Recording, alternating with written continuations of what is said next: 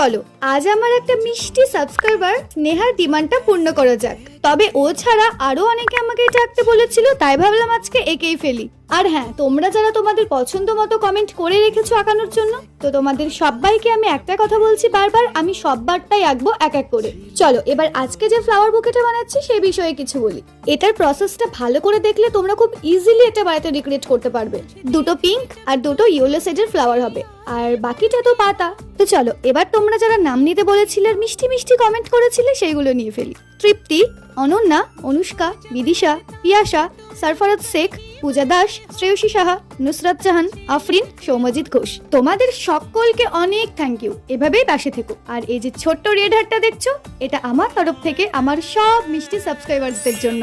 আর এই হচ্ছে আজকের ফ্লাওয়ার ভাস পেইন্টিং এর ফাইনাল লুক। শুধু দেখলেই হবে, কমেন্ট করে জানাতে হবে তো কেমন লাগলো।